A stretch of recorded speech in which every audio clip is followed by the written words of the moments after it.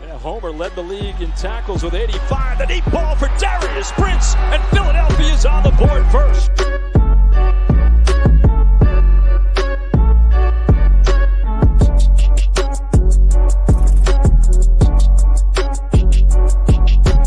On the draw, this is Bryson Allen. And Allen weaving his way all the way down to the 22. 10-yard line, 5. Mayfield, dancing all around. Throw it as far as he can throw it. Jump ball coming. Crazy stuff. Not this time. And you want to be a wide receiver, you're going to have to take a little bit of a hit like that as Brown got him in that shoulder, but watch. Those are teeth. Do we have a dentist on staff here?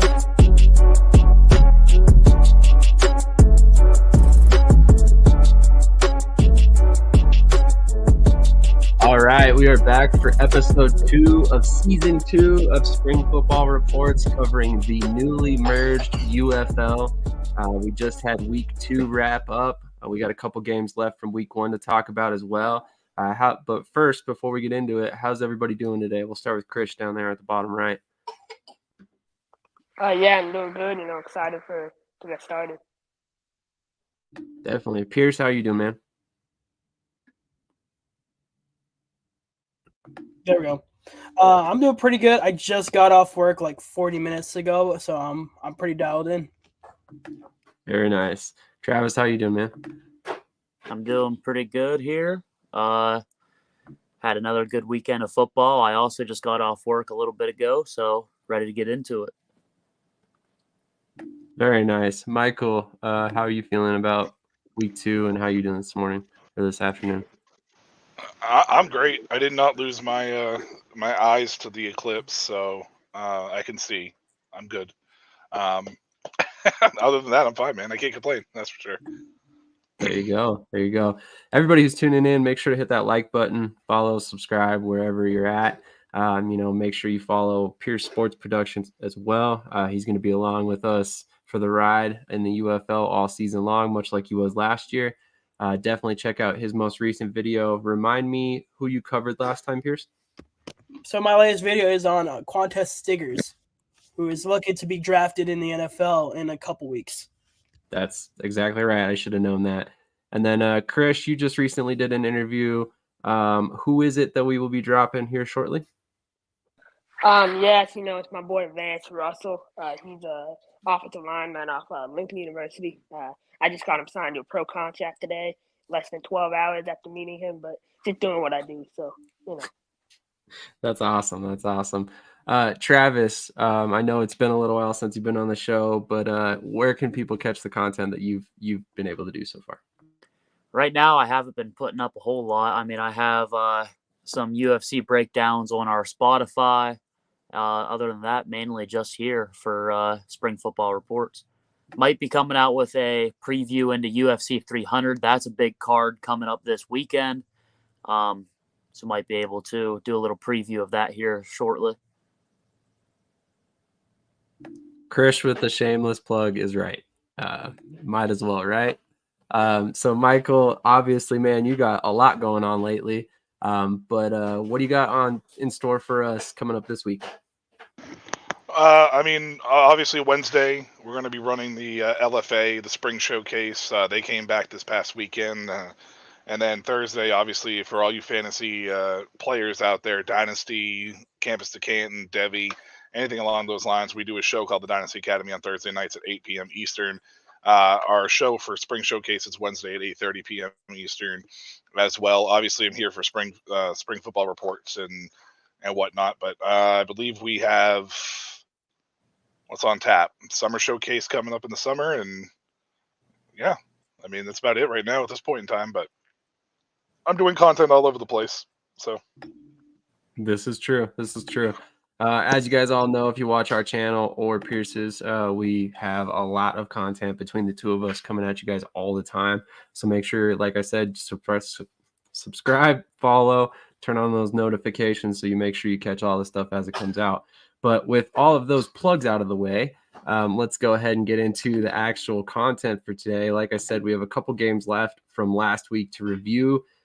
We have our schedule set up a little bit weird. We're recording on Saturday nights, so we're in between the half of the game. So we catch 2 reviews, 2 previews, and we give you predictions from the second 2 games that have not played yet for the weekend, and then we go ahead and give you our breakdown on the games that did play.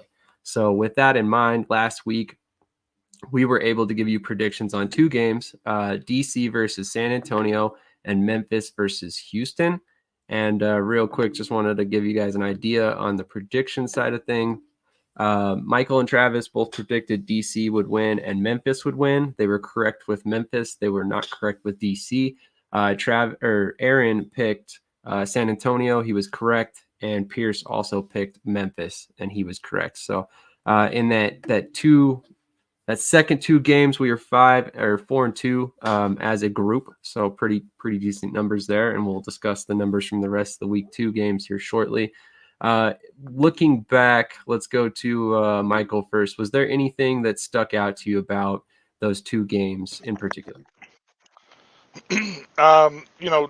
The biggest thing was the DC defenders just didn't look ready. For whatever reason, their team just kind of looked out of sorts. I don't know if it's the wide receivers. And it's weird that I say that because they still were able to move the ball. I mean, Jordan Tiamo came out of the week with the leading, passer. The run game was a little suspect, which was something that we didn't expect. But they couldn't finish drives. And San Antonio's defense, buckled down in the red zone where it mattered the most. And we'll talk about DC's woos again in the offensive red zone, and we'll talk about San Antonio's defense actually in the defensive red zone, because I think that's going to start telling a story based upon what we've seen for the first 2 weeks. But that was probably the biggest thing that stuck out. Memphis beating Houston didn't really come as a shock to me. Guantano, you don't really know what to expect from a young rookie starting quarterback, like that. And let's be honest, even though he was in, bounced around practice squads, he's a rookie, getting his first career professional start. So, I think there's some things to build on with Memphis and DC coming out of that week, and we'll talk about that heading into week 2, obviously, as well. But yeah, that was probably the biggest thing that stuck out, was just DC didn't look prepared, or quite as prepared as San Antonio. That's definitely fair. Shout out to the Billings Outlaws that just decided to tune in. We appreciate that. Daddy? Sorry about that. Travis, what were your thoughts on the DC game? Yeah, my biggest thoughts from the DC game was exactly like Michael said. DC looked underprepared, when on the flip side, San Antonio looked like they got a rhythm immediately. It looked like there was chemistry on their offense and on their defense. And they came out, their offense was looking smooth, and DC just had to play catch up pretty much the entire game. They were able to produce on offense, but like Michael said, unable to, produce in the red zone, unable to put points on the board, unable to finish drives. But interestingly enough, for as well as San Antonio looked week 1 against DC, looking like they got into a rhythm immediately, they didn't quite do that this coming week. Absolutely. And it's been kind of interesting. I mean, obviously we know the injury to Abram Smith for DC, that's a big deal. That took an NFL caliber player away from this roster that they were not anticipating on losing that late in the game, and he will not play this season. So it's definitely a rough blow. And that's definitely something that's obviously hindered them quite a bit, actually more so than I expected. Due to the fact some of the guys they brought in were pretty quality backs in that presence. But let's go ahead and move on and talk about the Memphis game. Memphis versus Houston. Let's go ahead and talk to Chris. Chris, you're kind of a Memphis Showboats fan. What did you think about this week 1 performance? Yeah, I felt like we played pretty good. KC, he's a good quarterback. He gets the job done. It's sad watching my boy Toby Johnson be absolutely abused by Houston and Curtis Johnson. I don't think Curtis Johnson is a very good coach. I believe his all-time coaching record is 11-32 at Tulane or something like that. So I don't think he's a great coach. He had so much talent on the defensive end. They just can't get the job done. Our offense is explosive. Sage Surratt and not even our number one receiver. So that says a lot. I feel really good about what we got going. I feel we can be a contender. Obviously, this past week didn't look too good, but I think we lock in. We can definitely be in the championship game. I don't think there's many good coaches in the UFL at all, honestly. I feel like John DeFilippo is one of the best, and he is the best. Other than Bob Stoops and Skip Holtz, those are my top three. But I love John DeFilippo. I'm a huge fan. Ever since I saw the interview that Michael did with him. So, yeah. That's definitely fair. Honestly, that interview and my interactions with Coach definitely gave me a new insight to how he is as a person, and honestly, it made me a bigger fan of him. Obviously, I'm a fan. He brought a Super Bowl ring to my favorite NFL team, so always going to root for that guy to succeed. And so far, he's done quite well this season. I know some of us are Washington Commanders fans or Dallas Cowboys fans, but that's okay. Some of us like teams that win Super Bowls. But anyway, Pierce, I know you have some thoughts on the Memphis game. What did you think about this Memphis Houston game? So, like Sam kind of mentioned, I did have Memphis win this game. The one big thing that really caught me on this game was that they didn't something that they would even play in week 2 is their offense is great, but they didn't click as well as I thought they would. I thought defensively they were pretty sound. Roughnecks, I kind of mentioned it too. They're kind of inconsistent, and they really showed that in that first game. But Memphis, I really thought they were just a pretty well-rounded team, but their offense just wasn't clicking. I felt like they could have scored more points on them. So ultimately, it's just I expected this win, but it kind of was underwhelming to me. And that's something that's going to play out into week 2 that we're going to talk about later. That's definitely fair. Okay, well, let's go ahead and move on to week 2 with that all wrapped up. And we're going to go ahead and start with the Houston Roughnecks versus the DC Defenders. Just to give you guys a rundown on our predictions from last week, literally everybody on the show, there was 5 of us, we all picked the DC Defenders to win this game. With that in mind, let's go ahead and go to our resident DC fan, Michael. Yeah, I mean, so this game coming from week 1 into week 2, I expected this DC offense to kind of, shift and get a little bit better. They struggled again in the red zone. They had a turnover that was gifted to them in the first quarter that resulted in a pick six, for a touchdown for Houston. And after that, they didn't really ever find their rhythm again until the fourth quarter. The fourth quarter was really where they started coming into their own. Cam Harris got going. They need to lean on Cameron Harris. They need to lean on him and Darius Hagans and try to open up this run game a little bit, because everything that they do when they get the RPO action going and they get the option routes going, that's where Jordan Tiamu shines. And you saw it in the fourth quarter. You saw it when they got ahead. The biggest issue with this team isn't really the offensive side of execution. It's drop passes as well. The wide receivers, for whatever reason, whether it's Chris Blair or Lucky Jackson, are just more sure-handed than the guys that they have right now. Outside of Ty Scott, every other guy on this team is basically dropping passes, and that includes Kiki Kuti, who's running this offense. It's running through him. But the bigger issue is Greg Williams' defense, which is not a surprise to anybody who knows anything about Greg Williams. He's an aggressive player, aggressive coach. He's constantly trying to put pressure on the quarterbacks, trying to disrupt things. And in the process of doing that, he's very much exposing the defense that I don't think is as talented as it was last year, which is surprising because I feel like they are more talented on paper, or at least it's just not clicking with what they have right now. Davin Bellamy will eventually get into things, but I think at this moment in time, this defense is actually a little further behind the 8 ball than I think anybody expected from the Defenders. I mean, granted, they pulled out the win against Houston, but a lot of that was primarily because I just don't know if Houston is going to be anything but a bottom feeder in this league this year, unfortunately for the Roughnecks fans. That's fair enough. I mean, obviously, as you heard my son in the background, he kept saying, you need to stick another guy in the box. Stop the run. But with that being said, Travis, what were your thoughts on the DC game? Yeah, I mean, similar to week 1, they can't really find the best groove in the world. They struggle to run the ball early, and the Abram Smith loss is looking more and more significant as the weeks go on. And they need to be better on third down. They couldn't convert a lot of times on third down.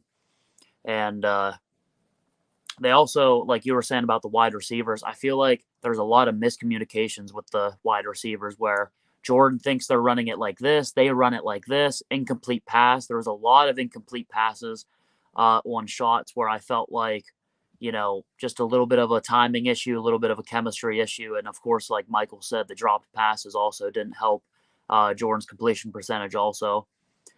I feel like he could play a little bit better. The offensive woes aren't solely on him because you got to have a good run game to support your quarterback. But, that being said, too, some of the timing issues could very well be his fault, and he has missed passes also. The interception, the reason it was a pick six is because he threw it too high and it ended up getting tipped and then intercepted. So that's, even though it hit the receiver's hands, that's still on Te'amu because it was, pretty high and fast. So, but luckily they pulled out the win at the end of the day, and, just hopefully they continue to build chemistry with these wide receivers, and hopefully this defense also finds a better groove, for the system that they run. Agreed. And speaking about Kiki Kuti, hopefully I pronounced that correctly. He was targeted 9 times, only caught 3 passes for 40 yards, had 11 yards after the catch. He also had 1 carry for 2 yards. So, nothing to write home about. And if you look across the board, I think every single receiver except for Ty Scott, as mentioned, and then also Moore McKinney had a dropped pass at some point. Yeah, Kuti, I think, dropped 2, and he dropped 1 on a crucial third down play in the third quarter that probably could have changed the momentum sooner in DC's favor. Luckily, our defense bailed us out, but they got to figure that out because the drops are not helping. And if that means getting Ty Scott more involved and showing what he did at Southwest Missouri State, then it means getting Ty Scott more involved because he's the only one that has had sure hands other than Bradley Moore is obviously fantastic one-handed catch there on the corner. But, I mean, he's a tight end, not a wide receiver, so you can't run the offense necessarily through him. This isn't Kansas City. So, you gotta get Ty Scott more involved for sure. I will say penalties also has been a little bit of a problem for DC. We saw in week 1, 2 penalties took 2 touchdowns off the board. They had a couple, critical penalties in this game too, just little things that backed them up, made it 3rd and long, or, started them, behind the chains, if you would say, so the penalties are also a little bit of a problem for DC as well. Yes, exactly. 4 penalties for 23 yards in this game. To put that in perspective, Houston had 7 penalties, but only racked up 38 yards of penalty yardage. So, it kind of shows that they're shooting themselves in the foot a little bit at times. We saw that a lot in week 1. That's actually what led to them losing because of those touchdowns being taken off the board.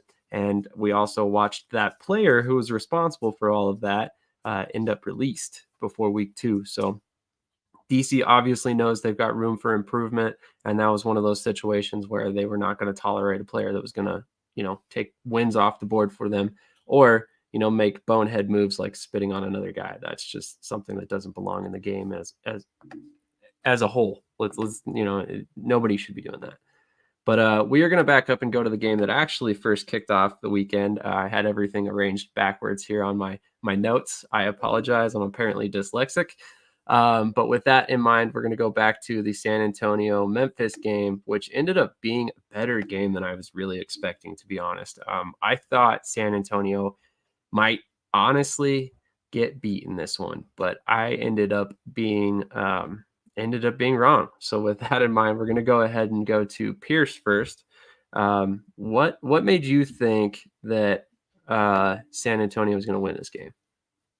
Did I pick San Antonio to win? I apologize. You picked Memphis.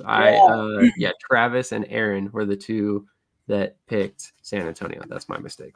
Yeah, so this game was chaotic, but in the best of way. Like, this was a pretty good game. in the fact of just it kept you on your toes. But to say that I was shocked, I was, because both teams did not play the way I did not expect it. Brahma's 3 quarters were bad. Like, people were asking for Dormady. People were over it. Like, Brahmas weren't doing great. Showboats had a perfect opportunity to run away with this game for that entire game as well. But they just weren't clicking. They weren't getting anything done. So by the time the fourth quarter hit, it just like something clicked for both teams. Kind of similar to Panthers and Battlehawks in week 1. It's just like, okay, now we need to try to win this game. And I just did not expect the Brahmas to come back.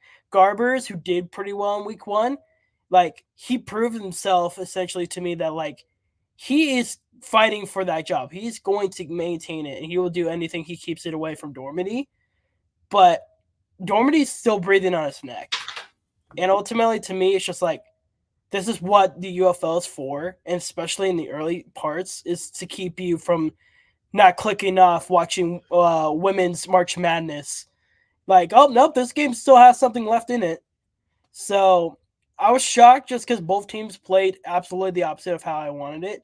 But overall, this was a fun game, and I wish it was the Showboats that won, but we'll take what we can get. Yeah, I apologize about that. Pierce, myself, and Michael all picked Memphis. In Pierce's defense, he actually did not give us a score. So we don't know what he was thinking in terms of ultimately how close the game would be. It ended up being decided by 1 point. I mean, like I said, this ended up being a lot better game than I was expecting. Case Cookus, it seems like no matter what team he is on, he is going to take hits. With that in mind, Krish, I know you're definitely a firm believer that the quarterback play has been subpar in the league so far. What did you think about Cookus's performance, considering the pressure he was seeing all game? I thought he played great. I mean, he missed a couple throws here and there, but he looked good. I do want to say about Dormady breathing on Garber's neck.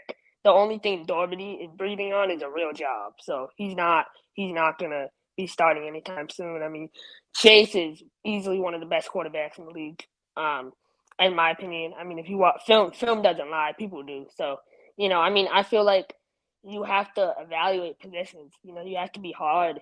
When I talk about quarterback play, I mean, these 8 guys are supposed to be a representation of the league. And right now, the best 8 guys are not on the field. Anyone can see that. There are other guys out there that would come in and take the lead by storm. I don't want to watch game managers. I want to watch playmakers. That's why I watched the South Carolina-Iowa game, over the Roughnecks DC game, right? Because, again, I want to watch playmakers, not game managers. So I feel like they need to do something about that. They need to start giving other guys a chance instead of sticking with the same guys every single week. And then maybe that's just me, but, I think Houston right now should sign DeAndre Johnson, right? I really do. I think he could be a great fit for them. I think they should give Nolan Henderson a chance. I love Nolan Henderson. I loved him when he was at Delaware. I think he's a really talented quarterback. I think he could be explosive for that offense. So you just kind of have to, because I knew, Guantanamo, I think the name is, he wasn't good in college. You look at his numbers, he was an interception machine when he was in college. That's what got him out of Tennessee. So, I mean, I don't know. I think if you know a guy's not going to be good, why put him on the field? That's my whole thing. Michael, I see you very intently rubbing your head there like you've got a lot to say. So have at it, my friend. It's not it's not that I think the quarterbacks have played fantastically, right? But we're talking about quarterbacks that don't see reps. Like, these are quarterbacks that have not had reps, whether it's the NFL level or any other level. They don't have the reps. Spring training or training camp is only like 3 weeks. You're throwing guys to the fire. And for Jarrett Guantano, I am not a huge Guantano. I wasn't a huge Guantano fan in college, but he played at Tennessee when they were coming off a ton of the suspensions. I mean, this program was decimated. There was suspension, not even suspensions. It was I mean, it was suspensions for the team. Like they were losing scholarships because of recruiting violations. Like he held that team together during that time period. Like it's not a situation where it's like he came in there with a loaded team and failed miserably. Right? Like it wasn't like one of those things where he was a 4-star, 5-star recruit, had the most talented team around him and failed. He was literally at a time when the program was at its lowest, and he kind of held them together. So I know what Chris is saying as far as the quarterback play. Like obviously, you want to see better quarterback play, but at the same time, like you got to give these guys a chance. The reps have not been there. We're only 2 weeks in. It's only a 10-week season. Yeah, you want to make a change because you don't want to fall too far behind, but at the same time, we're talking about a league that wants to sustain and have sustainability, right? Jordan Tiamu, nobody expected Tiamu to come back. I think it was a huge win for the UFL for Tiamu to come back. A guy like Chase Garbers, who may never see the NFL again, I think it's great for a guy like Garbers to play in San Antonio and get a chance to cement himself, right? Like, and he may get a chance, he may get an opportunity, but with the influx of quarterbacks coming in, a lot of these guys are going to have a tough time hanging on somewhere, especially at the QB position. Like, I don't have an issue with the quarterback play. It's going to take some time. It's not like this is like an entire offseason of summer, months to build these quarterbacks and get them reps, right? Like you have to throw out the best that you have. So my rubbing my head was just basically because we go through this with Chris, I feel like every year with the quarterback situation, no matter where we're at.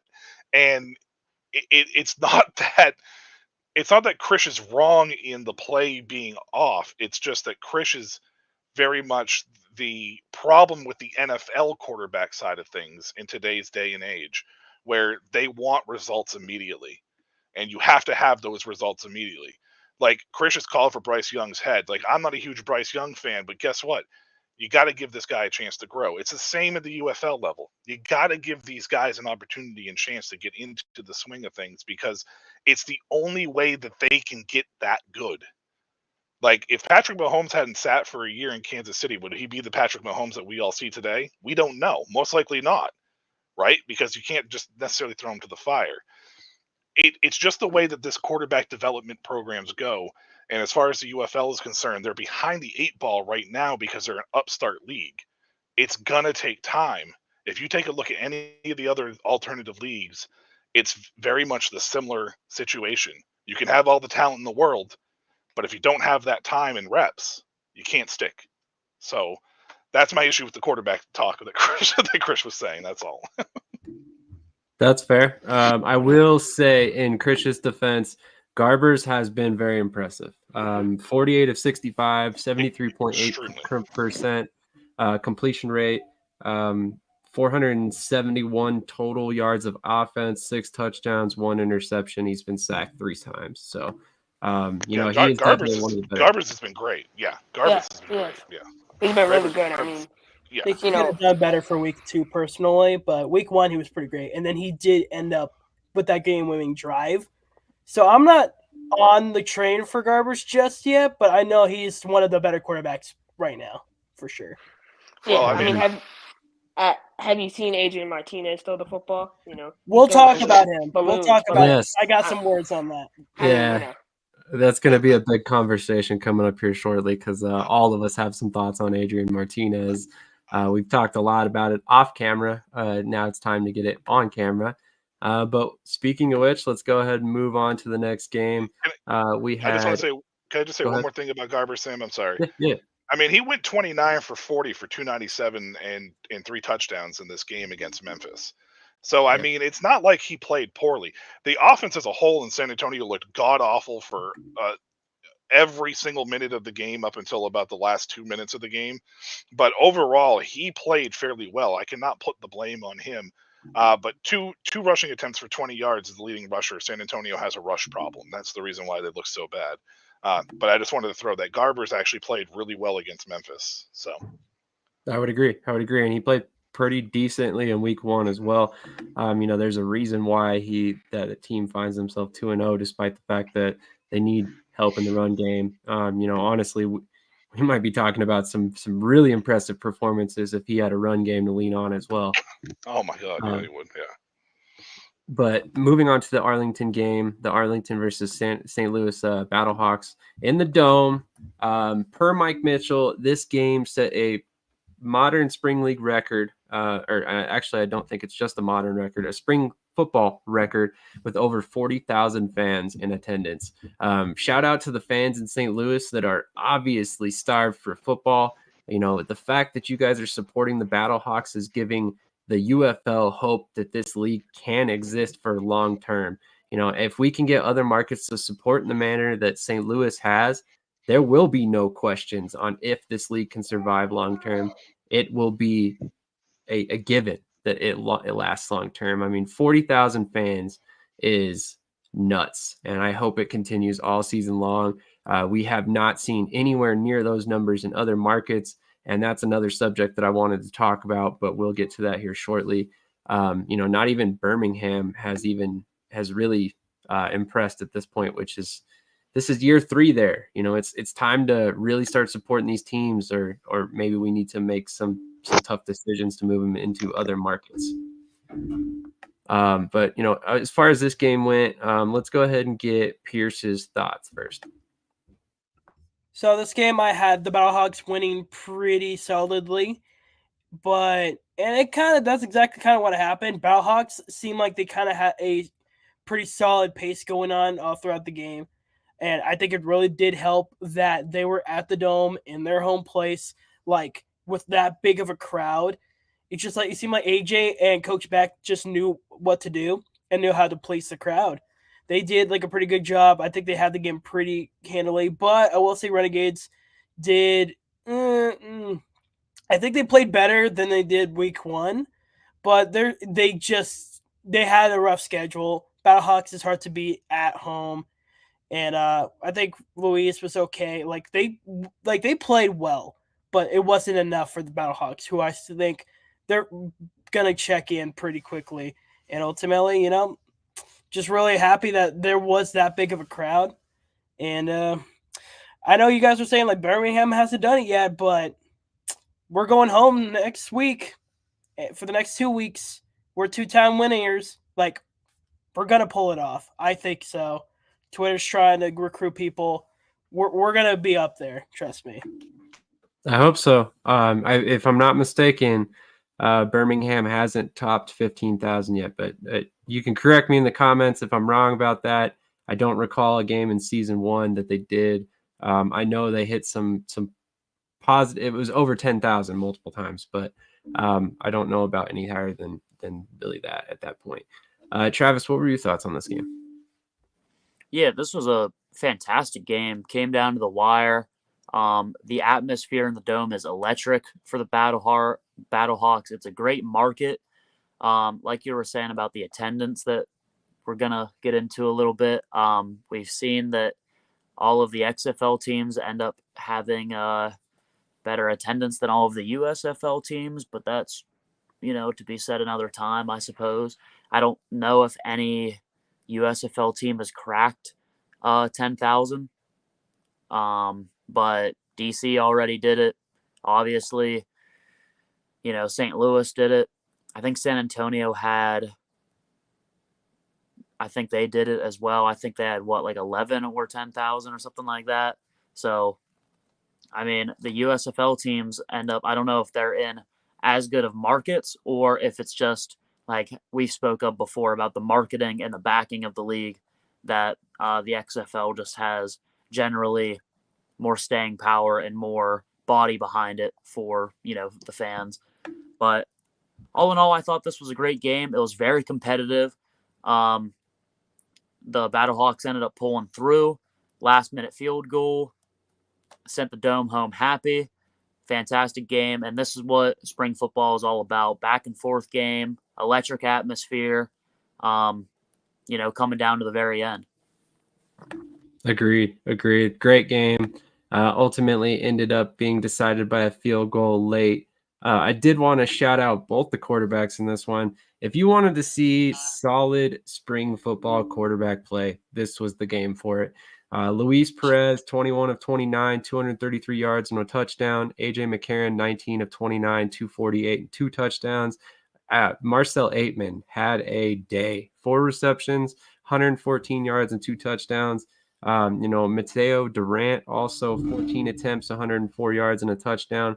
One thing that I was curious of your guys' thoughts on, last season we saw Arlington lean into the run very heavily. In fact, I believe they were almost a 2-to-1 run to pass ratio throughout last season, probably due to their quarterback situation. As they cycled through guys and eventually got to Luis Perez, they kind of leaned a little bit heavier pass. But so far this season, it seems like their run game has been non-existent. What are you guys' thoughts on this in particular? Let's go to Michael first. I mean, as far as Arlington's concerned, I think their biggest issue right now at this point in time is I think that they feel they're more talented at wide receiver than they were last year. And I think that they feel like that they're more talented at the quarterback position than they were at the beginning half of the last year. So that run, I'd be very interested in what the splits were pre-Luis Perez and after Luis Perez last year, what the production of the run was for Arlington. I think Arlington played a good game this week. This week, I don't think they played a poor game at all. I mean, Javonte Payton had 5 receptions for 83 yards. Obviously being targeted and used. The run game is probably the biggest issue when it comes to this team because very similar to DC, a lot of what Luis Perez does is based off what they do with the run game. It's where he really thrives because it delays the pass rush, right? Like it delays those people coming after him. And if they are able to do that, then Perez can sit back there and use his accuracy and his ability to he makes most all of the throws. It's just not with a lot of velocity. So he needs a little more time to be able to get that accuracy down. And when he does that, he's on point. I mean, he only had eight incompletions this game. Arlington, St. Louis, very similar teams in my opinion. St. Louis just had a better run game, and that was really the difference maker. They were able to get those third downs when it mattered the most. Darius Shepard had 9 receptions for 82 yards. He was the leading receiver as far as the reception side of things was concerned for St. Louis. So I think Arlington has a good defense. I think that the defense just needs to be helped out a little bit more from the offense, and the 0-2 start's never going to be good, especially from the XFL side. On the XFL side, which seems to be a little more balanced than the USFL side for conferences at this point in time. And I did want to say something real quick about the attendance. It's the USFL market's really struggling. I think they really made a mistake not doing community work in those markets while having those teams, even if those teams weren't playing in those markets. Could not agree more, my friend, because honestly, that was something that I really thought was a mistake wholeheartedly. And now we're seeing it play out in real time, XFL versus USFL attendance numbers as their one league. And just to give you guys the numbers on that real quick, in fact, let me see if I can pull this up. Mike Mitchell, if you are not aware, does a tremendous job getting all the attendance numbers every week. So I'm going to go ahead and pull up his pinned tweet, which is on his page. You can follow him at @ByMikeMitchell at twitter.com. But here it is right here. Memphis had 8,791 fans. St. Louis, 40,317, high mark for history. Michigan, 7,475. DC, 15,052. So when you're looking at this, obviously the XFL markets crushed the USFL markets in week 2. Basically DC almost doubled. Memphis, even though, they've got a pretty small stadium overall. And then St. Louis, I don't think anybody's going to be catching them anytime soon. So, it really is kind of a sign, that like I said, the USFL should have had teams and markets since year 1, and maybe things would be a little bit different for them at this point. With that in mind, we're going to go ahead and move on to the next game. One of those markets has been around for 3 years, or not 3 years, but one of those teams that's been around for 3 years, market that's been around for 2 now, was Ford Field, that in my mind did not represent as well as they should have, given the fact that they've had the Panthers there for 2 seasons at this point. Again, that was 7,475 fans at the game, which is just really not impressive at all. With that thought. Let's go to Michael first. What was your game or your thoughts on this game? Ultimately, Stallions won 20-13. This was a game of the Panthers having a really good defense, and this would be the one area or one team that I would really understand a quarterback change being made. EJ Perry has shown flashes. He showed flashes last year, but he's not really a guy who I think you lean on, and I think he's proving that you can't lean on him at this moment in time. They have one of the best running backs in the league in Wes Hills. They need to rely on him a little bit more than what they have been. It's just this defense is not going to be able to keep the Panthers in games. And as far as the attendance numbers are concerned, I think Michigan is the clear cut. I think Michigan is a clear cut reason as to why I feel that the USFL did a poor job of being in the community, because Detroit and Michigan as a whole love football, and there's no reason for the Panthers to not hit 10K, if not 15K. With that, yes, West Philadelphia, the nickname I gave him last year, with him scoring all those touchdowns for the Breakers. But defensively, I think Michigan is going to be a tough team it's going to be a tough out. I think when we talked about the predictions from the week before, I mentioned that Michigan's going to be a tough out every week. They're going to play balls to the wall. They're going to make sure that they're going to be in these games, and they were in this game here. Against Birmingham as well, which I don't think a lot of people expected. For all that it was worth, EJ Perry did not play poorly. He was 20 for 13 for 203 and a touchdown. So, I mean, it's an all right number. It's just not a number that pops off the board at you. And if it wasn't really for a lackluster fourth quarter for both these teams, I mean, this game literally could have gone either way. But it's just a defensive thing with Michigan, and eventually that defense is going to not be able to be relied on. And who knows with Michigan, they may be down there with Houston in that USFL conference. This might be a 2-horse race in that conference, so we'll see.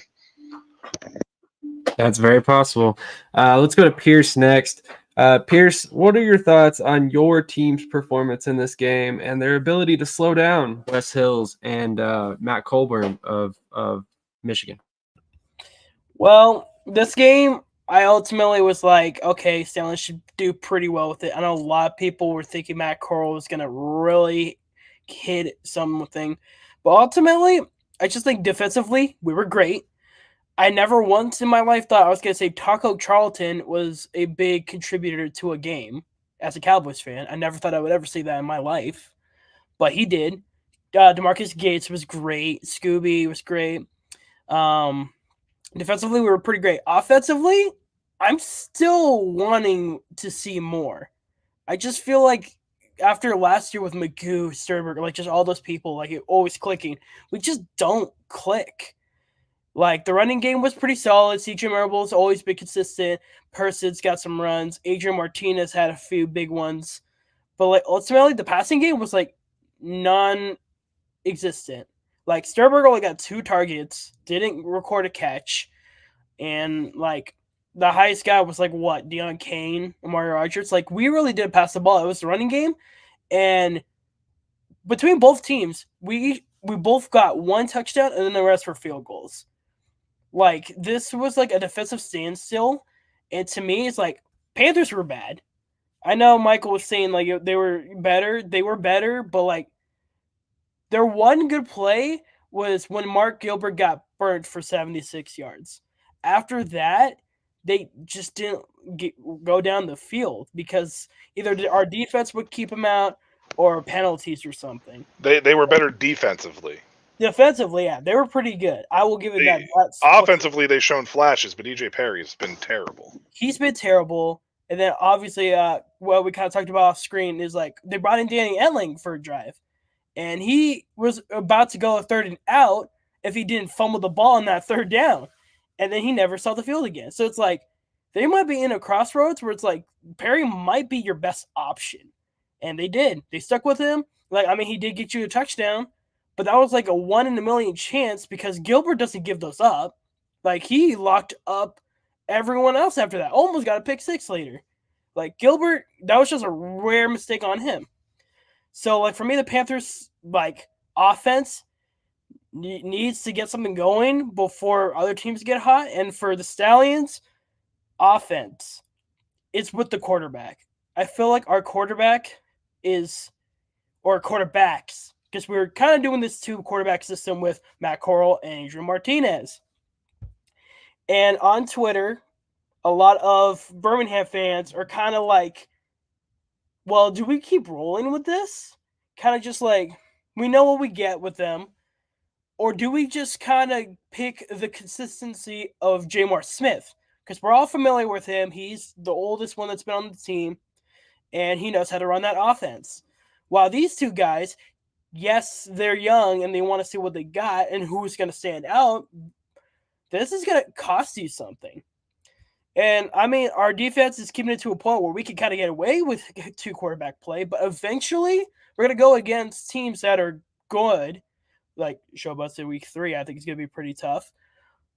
So my question to just like the Stallions fans and all you guys is like, do we try to stick with the two quarterback system, see if Martinez or Cole sticks out, or should we try to put Jamar Smith in and see how well he does for a full game? So I just think quarterback, it really needs to be decided before I can feel confident of us not falling apart, like say mid-season. All right, let's go to Krish. Krish, I know you started mentioning Adrian Martinez earlier. So what are your thoughts on the Birmingham Stallions quarterback position? Do they continue to roll with the two quarterback position, scheme, or do they move forward with, perhaps Smith? Adrian, he provides a lot of value, with his mobility. And he comes in and his runs are, they're big plays in the game. He'll burst off 30 yards, huge game-changing jobs for the Stallions. I think Jamar Smith and Adrian Martinez will be a cool combination to maybe try out instead of just going full Jamar. Because I wouldn't want to take away Adrian. I feel like Adrian can provide a lot of value in the goal line scenarios, 3rd and 3, 3rd and short, 4th and short. Like, I feel like you could really do damage with Adrian. As soon as Adrian learns how to throw the ball, he'll run away with that job easily, right? Easily. But I don't know. Matt Corral had missed some throws. That interception he threw, I think it went back for a touchdown or at least short of it. That's terrible. That was a terrible throw. Martinez the week before threw a terrible interception. And for Corral, kind of like what Michael was saying earlier, he's a guy who I give time to. He hasn't played in a football game in over 2 years. This was his second game in 2 years, right? Last season he was in rehab. So, if you think about it, right, he's really come far. So I don't know. I feel like you need to give him particularly time to develop. But it's interesting. I would give Jamar a chance though, for sure. Okay, Michael, I'm sure you got some thoughts on this. Who would you roll with if you were Skip Holtz? For me, it's Matt Corral, primarily because even though he played poorly against Michigan, you're talking about a guy who has the potential to be a game changer. I mentioned it leading into the season. I mentioned it after week 1 that if he can get his head on straight and get acclimated to this offense, he could be a game changer for this team. Now, I think Adrian Martinez provides something to this team. The problem that is going to be is whether or not it's going to be sustainable long term once teams start figuring out the packages and once teams start figuring out the offensive looks that involve Adrian Martinez.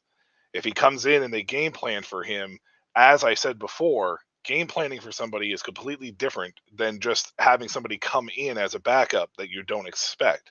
Like, you take a look at backups all the time. Matt Flynn came in Green Bay, lit up the world for one game, got a huge contract in Seattle, and then never saw the field, right? Like, just never saw the field. Backup quarterbacks have the advantage when they come in because they are prepared for a team, whereas the defense is not prepared for them. So Adrian Martinez provides a much needed spark for this team, but if you make him the starter, that goes away, in my opinion. So as far as Birmingham is concerned, I think you stick with Corral. and just give him an opportunity and chance, because it's also more likely he comes back next year than it is a guy like Jamar Smith who may want to move on to somewhere else. And Adrian Martinez, if he lights up the world for some reason and has his issues, he may not come back. So it may be better just to let Matt Corral do that and then look long term for him to possibly come back into the NFL next year. Martinez provides a little bit more of what the NFL is looking for at the quarterback position with his legs and his mobility. So he's more likely to stick on to a team, in my opinion, than Corral is. So I say stick with Corral, see what you have, get through the year at least. You're winning games. Your defense is one of the best in the league. I don't think you're in jeopardy of losing, a ton of games in a row with Corral as your starter. And if it does get to that point, then you could pull him for Adrian Martinez, and you still have a stud backup there. Nothing against Jamar at all. It's just that obviously Skip Holtz, who has had Jamar for 2 years, is not seeing something that he sees with Corral and Adrian Martinez through the first 2 weeks in camp. So something is either amiss there. Stick with what you know, stick with what you have, at least for a little bit longer, and, see what happens. Travis, what do you think, man? Yeah, I mean, I share a very similar thought. The one thing that you said, Pierce, that I disagree with is you said about Jamar being more consistent, and I wouldn't really agree with that. We've seen him miss throws. We've seen him throw interceptions. There's a reason that he, especially USFL season 1, why we would see him start games and then Magoo start games, and then, Magoo would get benched, and then Jamar would end up playing a couple games and stuff, just because I don't think Jamar is that consistent.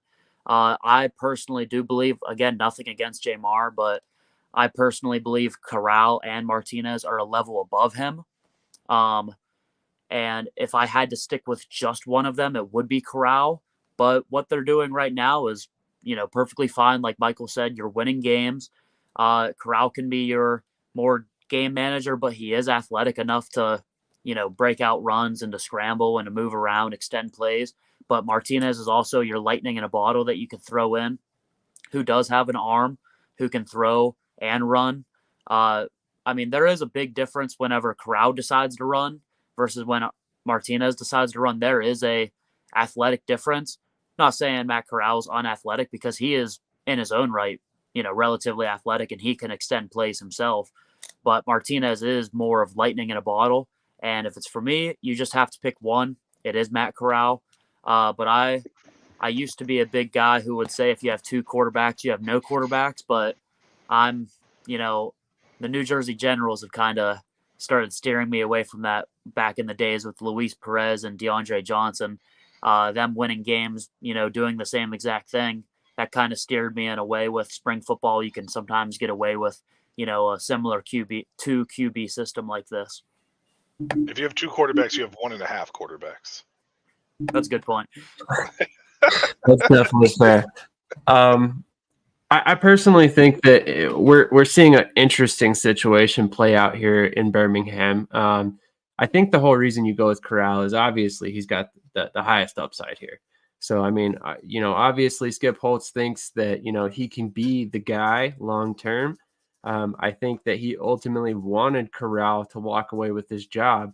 But when you watch Adrian Martinez play, there's only a handful of quarterbacks that are as athletic as that guy in any professional league, to be quite honest. So to see him do the things he does when he's brought into the field, he's just electric. He's one of those guys that run-wise might be one of the most talented quarterbacks in the league. But the thing is, like Chris said, he's got accuracy issues.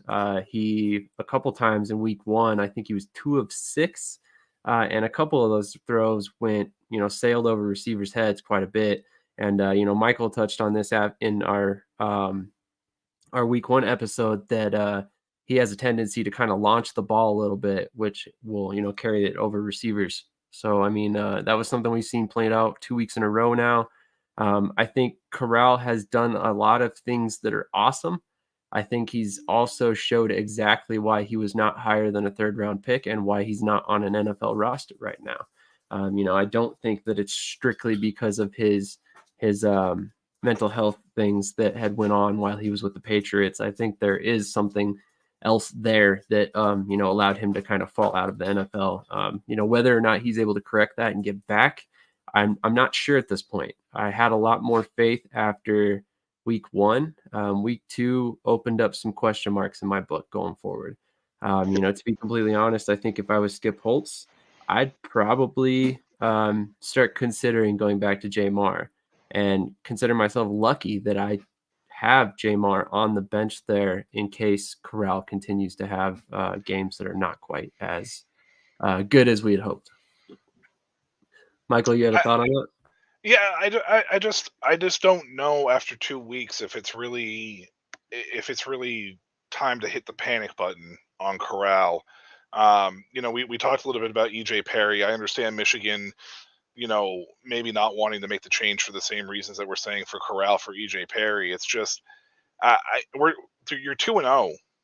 I mean, it might be in spite of Corral, at least in week 2, but you're still 2-0. There's really no need to hit the panic button at this point in time. Give this league what it's designed to do, an opportunity and chance, right? Like, give it an opportunity and chance to build these guys. Like, that's what league is about. They had Jamar for 2 years, and Jamar was hurt, and then Matt Magoo came in, and or Alex Magoo came in and lit the world on fire and made Jamar obsolete. Like, Jamar may not have ever been the right choice to begin with, right? Like, so I don't know, man. I just don't know if Jamar is really the guy. Like, I know he knows the system. I know he's been with Skip Holtz for a long time. It's just I feel like we've seen it with him. Give Corral his opportunity and chance. I mean, if you're week 6 and you're suddenly 3-3 because of Matt Corral, you probably don't let it go that far. But I mean, if you get to that point, then yeah, maybe look at it. I just don't think at this point in time, with you being 2-0, let this league develop and do what this league is designed to do, and let Corral have an opportunity, because his story battling the mental health side of things with the Patriots, which is why he left the Patriots, but it's not why he failed in Carolina. But I think his mental health clearly affected his overall play in Carolina and in New England, which led to him, being out of the league. Just give him an opportunity and chance. Show why he was a 3rd-round pick and why he was potentially a 1st-round pick at one point in time, and hopefully he's corrected himself off the field as much as he has on the field. I just don't think after one game and of winning in spite of your quarterback is reason to panic and make a QB change this early. That's just where I'm at with that. Yeah. So, like, I know it's like maybe it's I think it's because maybe it was just Stallions. We were kind of just used to having one quarterback of Magoo or even a Jamar in that case. For me, I'm not too worried about it. It's just like, that's just, for me, I see it as a weakness. I don't see it like that we're losing and it's a panic button. I just see it as like an exposing weakness of people being like, we can kind of figure this out. Like you kind of said with the game planning and all that. It's just like, for me, it's like, I'm not worried about it right now. I just feel like once we lose a game, it's going to hit harder than if we just, don't worry about it. We're oblivious about it. So I don't know if it's just Twitter and like people on Twitter just freaking out because it's like, oh, cross throwing picks, which that interception in Michigan was pretty bad. And Martinez isn't like throwing touchdowns. It's like, it's Twitter. I just thought it was something curious because I know people did bring it up. But ultimately, I'm not worried about it. It's just as long as we're winning and if they show progress, I'm going to be fine with wherever it goes. This point in time, I'm not questioning Skip Holtz. He's the GOAT. So it's just an interesting concept for me that people on Twitter were just talking about. So that's completely fair. One guy I did want to shout out in this game that for some odd reason hasn't been getting as much love as I think he really deserves for this defensive performance by the Stallions, and that's Carlos Davis, the nose tackle. This guy has 9 tackles, 3 sacks, and 3 tackles for a loss, as well as a forced fumble that was recovered by Stallions in week 1 in 2 games. I've called him out as a key cog in this defense for 2 weeks in my prediction articles or my preview articles, and I knew that he was going to be a very important part of this defense once again this past weekend. And, I was correct. I didn't think he would have the performance that he did, but shout out to him. He's honestly performed better than I expected, and he's risen to the task in back-to-back weeks and shown that he is an NFL player. He belongs in the NFL, and I have no doubt that he'll be in camp next season with somebody. You don't normally see nose tackles wrecking the game like he has, and truthfully, that's why I didn't expect his performance to quite be as good as this. I expected him to be more used to two gap and more or less eat up blocks and allow the other guys to make the plays for him. But he's been very active so far, and shout out to Taco Charlton as well for his 3-sack performance. Ultimately, the Stallions had 7 sacks in the game. That's actually more than any one player has had in a season for the Stallions in 2 years. So just an interesting situation as they have kind of rebuilt their defensive line so far. But moving on to the final game, as we kind of got sidetracked there a little bit with the quarterback talk. Oh, wait, did we already talk DC Houston? Okay, perfect. Then we can go ahead and move on. What's that?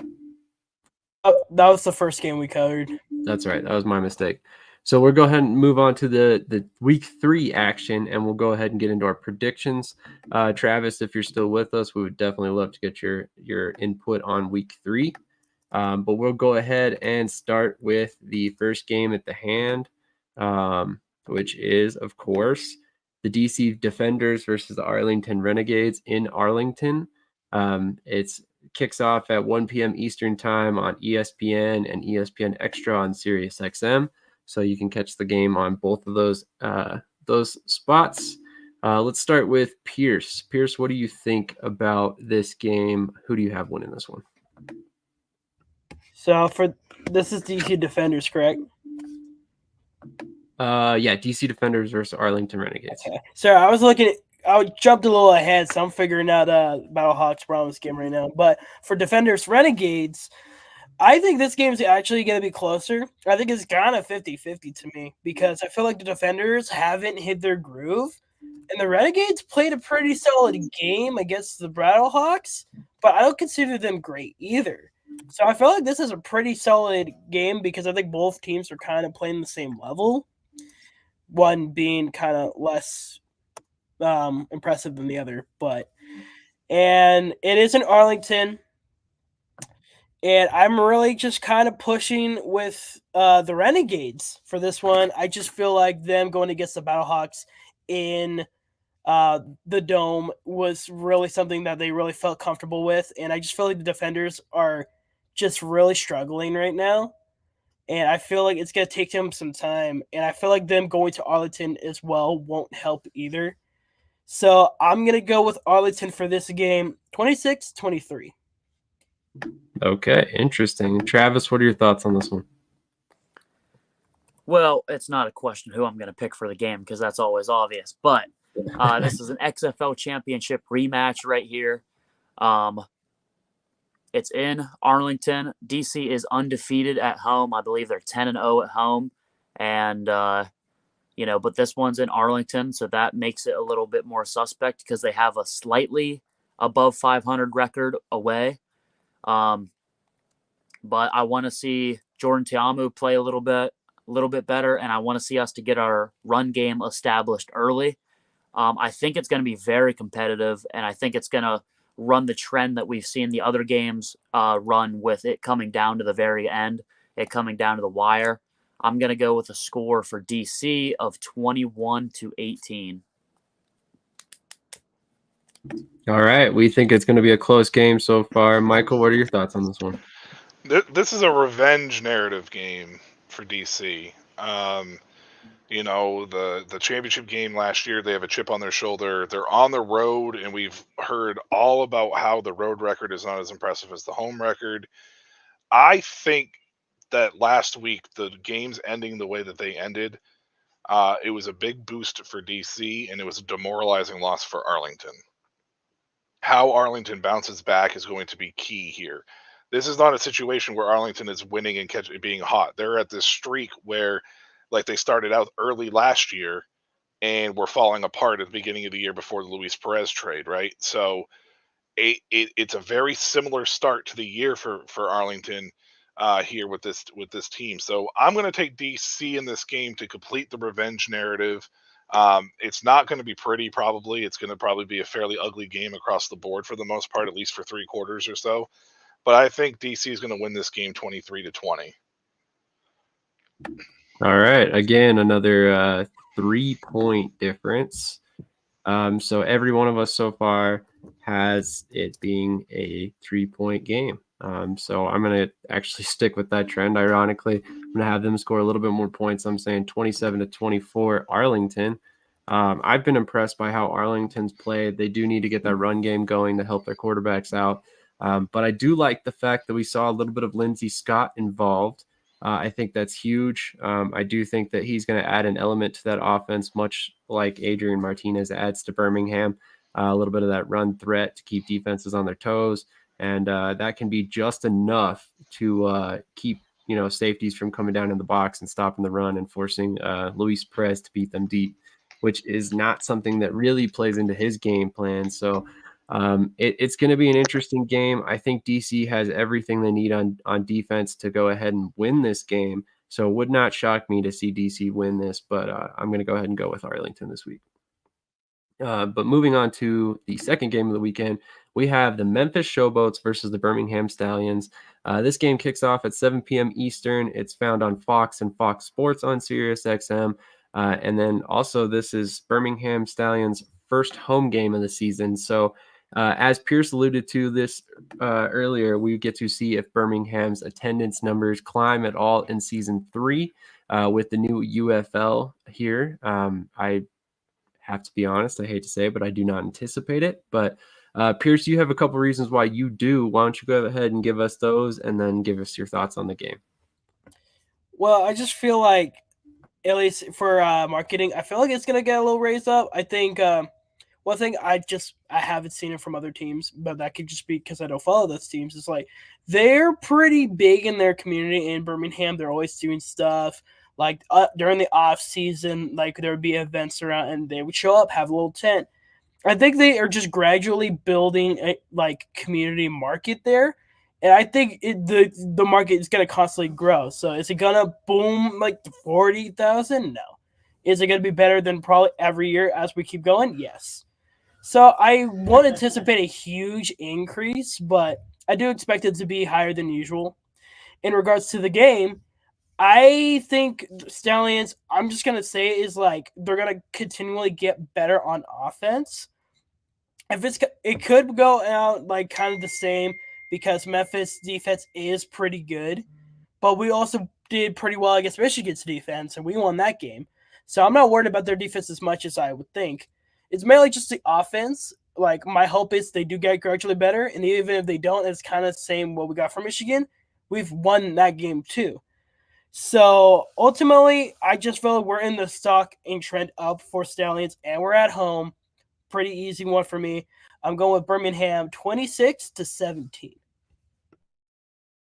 All right, 26-17.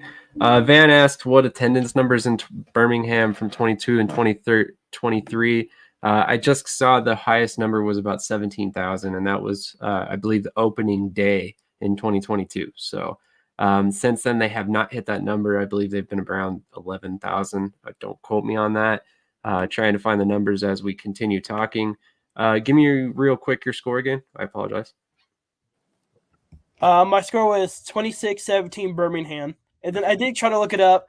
I think some people it ranged from like 8,000 to like 15,000. So I don't know. I think it just really depends on the opponents probably and who's in that game. It's hard with those USFL numbers because they weren't released. That's true. That's very true. Funny how the information only comes out if it helps sometimes. So, we'll go ahead and move on to Travis. Travis, what are your thoughts on the Birmingham game this upcoming week? I mean, I think as far as I'm concerned right now, until Birmingham plays DC and I have to biasly pick DC, I'm going to stick with Birmingham here to beat the Showboats. I think Case Cookus gets hit way too much. I think this D line is too good, to be taking those hits. He's going to be under pressure a lot. I think it's going to start off really close, but I think Birmingham's going to run away with it by the end, and it's going to be 24-13. 24-13. All right, that's interesting. Both of you guys have them winning by over 9 points, or by 9 points. So that's definitely going to be interesting to see exactly how this game plays out. Michael, what are your thoughts? This is a revenge narrative game as well for Coach John DeFilippo and the coaching staff, because they were with New Orleans last year, and I think a lot of the Breakers players came over, or a good chunk of them came over through the draft. I'm taking Memphis in this game. It is not going to be I don't think Birmingham is going to lose because of the quarterback situation. I think that they are going to lose because I think that Coach DeFilippo is going to realize his mistakes from last year and focus on it and work on it here. I think Jonathan Adams could be a difference maker. It will come down to this offensive line versus defensive line. If they can find a way to get the ball out of Cookus' hands and not have him hold on to the ball very long and not allow this pass rush and this defensive line to get the best of them, then I think Memphis can win this game. And I think that that's what they're going to do. But it's not going to be pretty. It's going to be a very tough fought game, and it's going to be close. I think it's going to be a lot closer than people realize. And I'm going to take the Showboats in this game, 24-23. All right. 24-23, you said? Okay, 1 point game. I'm picking Birmingham. I just think right now they're clicking on all cylinders. I mean, the quarterback position needs some work, but I much like Michael think that it's a situation where these guys need some time to gel. They didn't get preseason games. They got very short training camps. So I think that we give Corral a couple more weeks to figure it out. Same with Adrian Martinez. We probably see that 2 quarterback system again for at least a couple more weeks, especially given what Holtz has said about having 2 starting quarterbacks and really 3 if you want to count Jamar in there. But ultimately, I think Birmingham takes this one 27-20. I don't expect it to be a blowout win by any stretch. I expect long, and then ultimately probably a late score pulls Birmingham ahead just enough to take home the victory there. Van, this is an interesting comment. I'd like you to elaborate on this in the comments if you don't mind. He says, Case is brittle. Don't plan on him playing 10 games in 2024. I ask you why you say that, because Case only broke his leg in the championship game of 2022, and he did not miss any time in 2023. And this man took more hits than any other quarterback outside of maybe Troy Williams last season. So I'm curious where you're coming up with that he's brittle, which is perfect. Yeah. Fine. You're entitled to your opinion. I'm just curious why you say that. My only assumption is maybe just like the offensive line hasn't been great for Showboat, so maybe he's just gonna get hit more. But I kind of get what you're saying. He's saying college. He's saying back in his NAU days. That's fair. Honestly, yeah. I didn't follow him in college. I don't know about his injury history from then. So that makes perfect sense. And that's part of the reason why I asked, to be quite honest. So my experience with him is at the pro level. And from my understanding, that's his only injury at the professional level that I know of. So I was just curious. But moving on to the Houston Roughnecks versus the Michigan Panthers. Thank you again for everybody who's tuning in right now. Got about 50 viewers. Pierce, let's go to you first. What are your thoughts on the Houston Roughnecks versus the Michigan Panthers? Again, this game Sunday, April 14th, 12 p.m. Eastern time. This is, again, in Detroit. I think finally Michigan's going to get the right opponent for them to make a right trend. I feel like the Roughnecks are just not in a great spot right now. They just lost Guaratino for a month. They lost Kirk Merritt for the season with dislocated wrists that they announced that today. They're just not in a great spot offensively, and their defense just does enough. But I feel like for Michigan, their defense is going to be good, and against the Roughnecks offense, which has many question marks, I feel like that's a really good one. And then on the opposite side, I feel like that offense and Perry is going to be the make or break of the Panthers really taking it off. And I think West Hills will probably do good. I think Sims, they have the weapons. It really just depends on Perry, and I do think he does enough to win it. So for me, I'm going to go with Michigan, 16-14. Okay, interesting. Travis, what are your thoughts on this one? For me, I think Garantano being out, it is a big deal, but not for the reasons that you would like it to be a big deal. I think that means Reed Sinette's going to be more experienced. I think he's going to bring, I don't want to say more of a leadership to this offense, but more of a experience-based offense. And I actually think because Sinnett is starting, I'm siding with the Houston Roughnecks in this one now. Interestingly enough, I think EJ Perry might continue to struggle. Michigan's defense is going to keep them in it, but they're going to still struggle to score points. And they only have 1 week to game plan for a completely different style player in Reed Sinnett. Maybe we see a little bit of Nolan Henderson too now, which I would like to see him play also. But I'm going to go with Houston in this one for a little bit of an upset, 22-17. Sorry, I keep turning my camera off, but my phone's on 2%, so I got to run over to charge it sometimes. You're all good, man. Don't even worry about it. We appreciate you working with us to try and get through the predictions for sure. Michael, what are your thoughts on this one? Yeah, I'm the opposite here. I think Reed Sinnett starting and getting an opportunity and chance to have a team prepare for him for 8 days, 7 days, whatever it may be, is not good for him. He's learning a new system as well in Houston. It's not the same coaching staff. It's not the same, team that he played for last year. He looked good last week when he came in relief, but I talk about the backup quarterbacks all the time. When you come in, it's much different because you don't have a defense preparing for you. And this Michigan defense is no joke. They showed it last week against Birmingham, which, we all expect Birmingham to kind of roll. They did not last week, and Michigan is legit defensively. And I unfortunately think it's going to be a very long day for Houston fans in this one. I'm taking Michigan 23-13. 23-13. That's going to be an interesting game all the way around.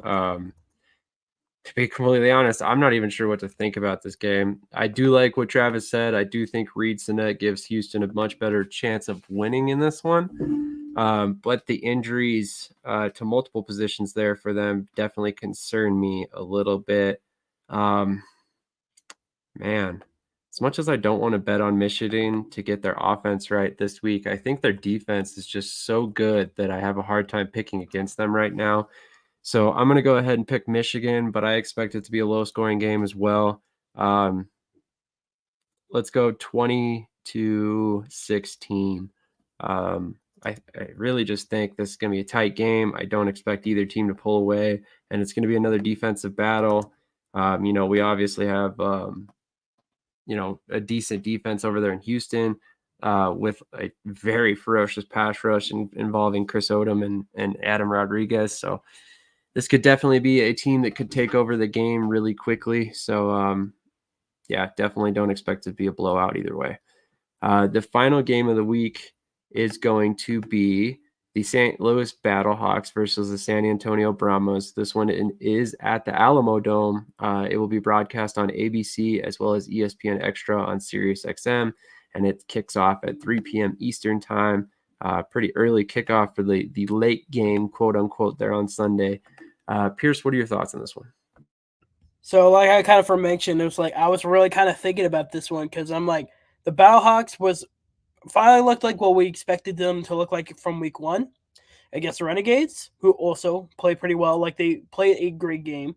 And then the Brahmas, who they're still my wild card team because week 2, I still am they did not look good for 3 quarters. I get it that they won it out in the end, but it's can you really trust them to play out with St. Louis? And I think Arbors will have a better game. I don't know what the running game's going to be like. It's just like I feel like Garbers will lead that game pretty well. And I think the Battlehawks are going to keep scoring in all cylinders. And I actually think this game's going to be pretty high scoring. I think defensively that it's not going to be as crazy, which is Travis Finney. That's saying a lot, but I feel like this is going to be a high scoring game. But I don't know. There's just something about the Battlehawks that I really like over the Brahmas, who are just very wild cardish. So for my score prediction, I went with St. Louis Battlehawks 27-24. All right, 27-24, St. Louis Battlehawks. Travis, what are your thoughts on this one? Actually, the score prediction that I wrote down is very close. The score prediction I wrote down is very close to yours, actually, Pierce. It's a huge game for the standings. Battlehawks 1-1, San Antonio 2-0. So already a huge game for the standings. I wonder what the betting lines are going to be. I tried to pull them up before we came on, but the betting lines aren't out yet. I bet you the Battlehawks might be a slight favorite, and that's who I'm going to actually side with here. I think it's going to be high scoring, just like Pierce said. It's going to be a back and forth battle, but the poise of A.J. McCarron and the electric wide receiving core they have, and they have a solid run game to go with it too. But like I said, high scoring affair here, 27-23 in favor of the Battlehawks. Definitely a very similar score there. Kind of funny, but it'd be interesting to see exactly how that one pans out. Michael, what are your thoughts on this one? So San Antonio proved last week why the NFL needs to adopt this 4th and 12 rule for the onside kick replacement. They proved that. They proved that last week. They need to do that. And then it's followed up today by Pierce predicting the exact same score that St. Louis won by last week. So, I mean, it is what it is. No, basically, just two little tidbits of information there. The biggest thing that I have with this game is Chase Garbers is really definitely showing up that he is he's a budding star in this league, right? We see it every year. Somebody comes out of nowhere, kind of starts making things, out of nowhere, boom, there they are. Now we're talking about them a lot. Garbers is that guy this year for San Antonio. When it comes to St. Louis, though, their experience and being in the Alamo Dome, I don't think is going to affect them because they come from the Dome in St. Louis. So I don't think that that's really going to affect any type of home field. They're just going to go to a silent count, most likely. I wouldn't be surprised if San Antonio was close to 20K here, though, for this game. Like I'll be honest with you, I would not be surprised. 2-0, their team's winning. I was tempted to take San Antonio in this game, but they really did not look good for 3 3/4 of a game. It was really more of a 2-minute drill that kind of against a very tired Memphis defense that allowed them to win that game last week. I think St. Louis is in a much different spot, and I don't think St. Louis suffers a collapse like that. So I think St. Louis is going to win this game probably. I'm going to say 26-21. I think San Antonio is back into the trying to get that 4th and 12. It's just not going to be successful this time. So I'm taking 3 road teams, by the way. Interesting. And what was your score? I'm sorry. 26-21. 26-21. St. Louis.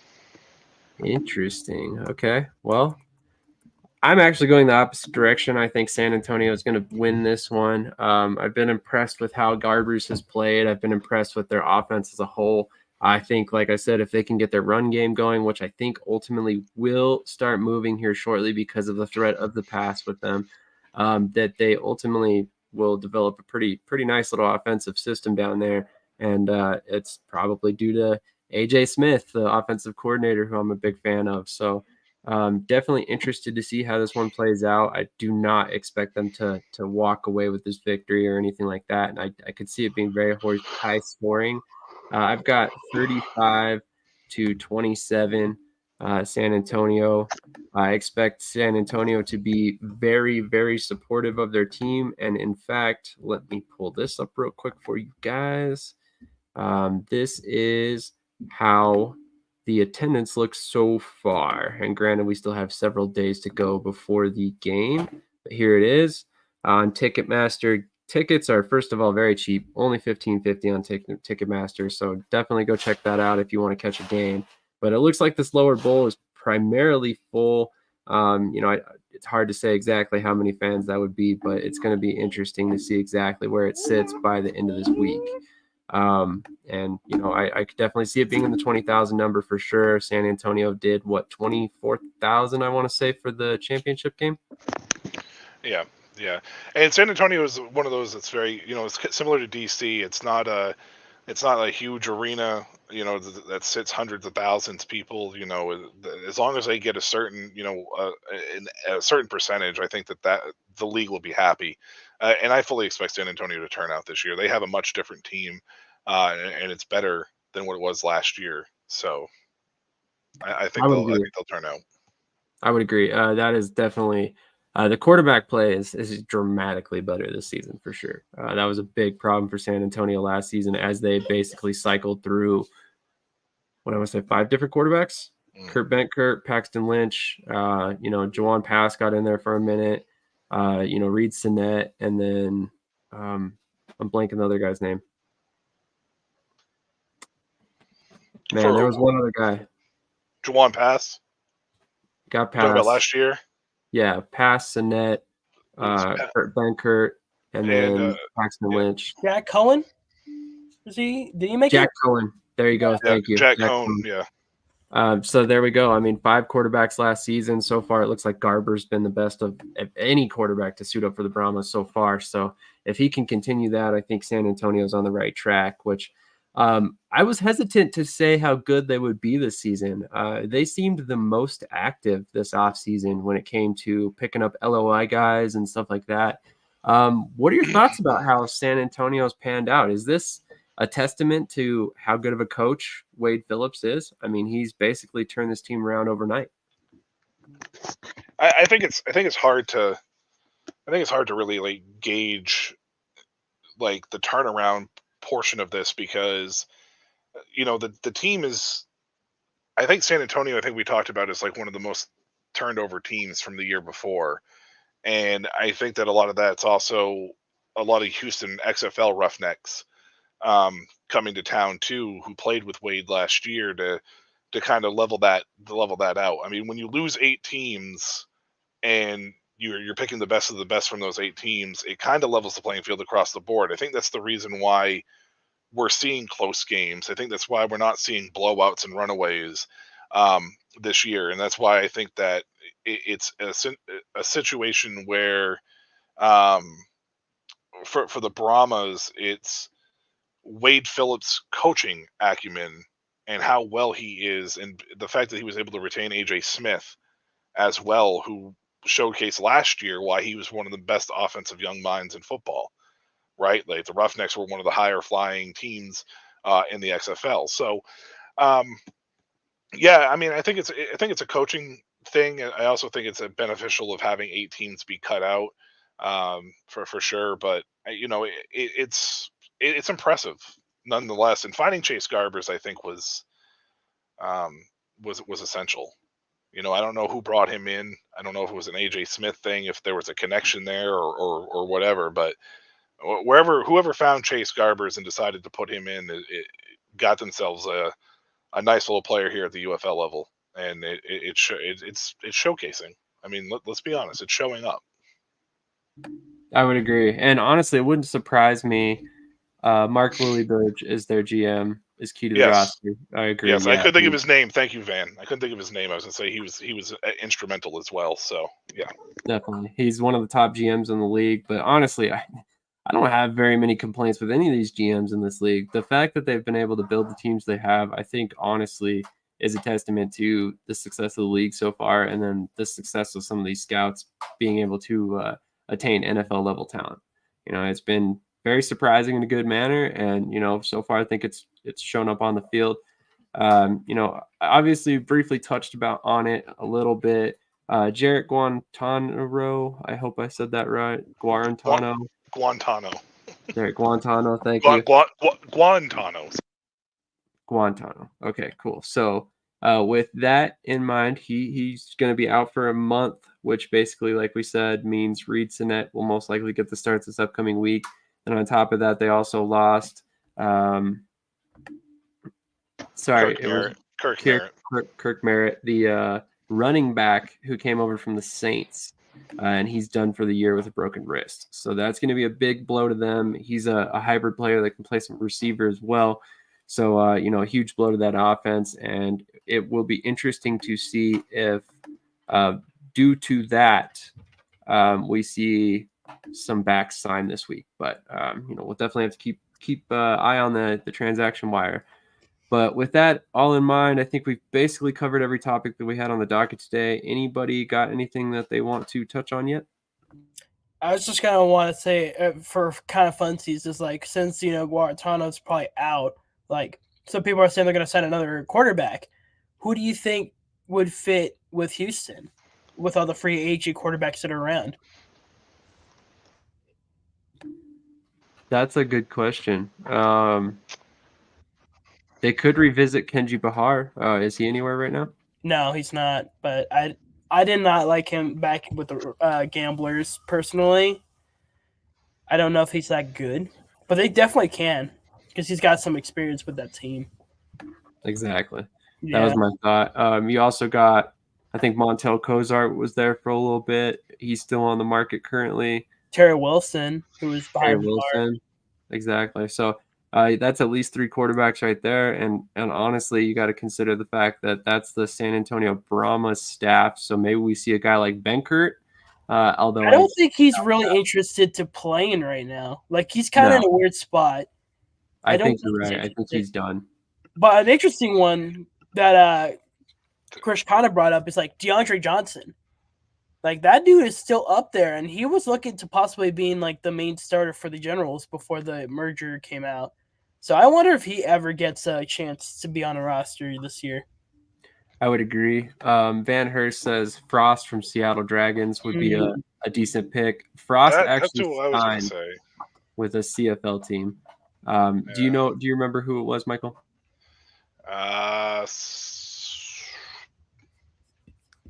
Saskatchewan? I honestly can't confirm or deny that. I don't recall which team it was, to be fair. I was going to say Saskatchewan or Edmonton. Edmonton, I feel like, signed 900 quarterbacks. So, I mean. Yeah, Edmonton, I think, got 3 different guys from the UFL. Steven Montez, Todd Centillo, and Caleb Ellaby. I'd like to see Houston try to lure Trey Ford down.